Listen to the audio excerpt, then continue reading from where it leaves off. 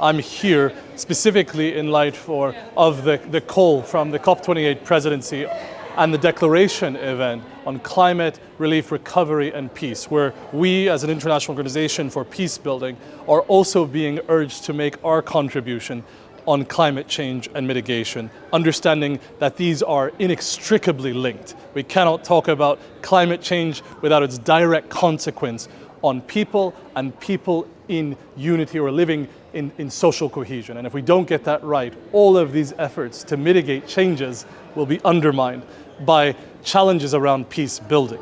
Our observations are this.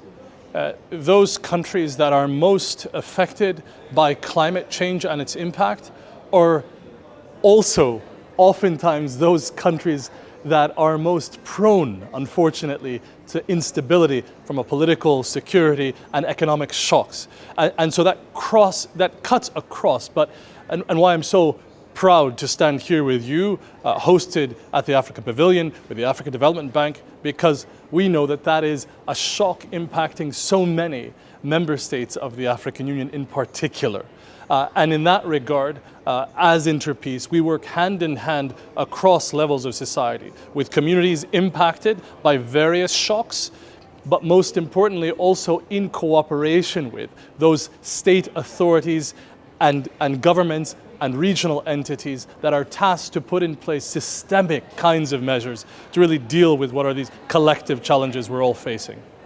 Two ways in which I would highlight this. First and foremost, we recently signed, as Interpeace and the African Development Bank, a memorandum of understanding, specifically looking at the intersections between how smart finance investments across the continent of Africa can also be peace enabling and responsive. So moving beyond doing no harm into something much more robust around enabling communities to thrive. And this is a revolutionary shift in terms of partnership. And I'm excited to be a new president and have that as a new partnership, embodied in the events that African Development Bank are hosting throughout this COP28. But secondly, I must commend the presidency of UAE in COP28 precisely for putting on the agenda formally the question of peace through a formal declaration, which we are honored to participate on, as well as convey our own commitments. But equally so, what matters in the end for those states, communities, and individuals are actions.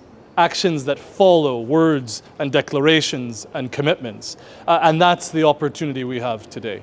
If we pretend as if they're not connected, we will suffer the consequences of this.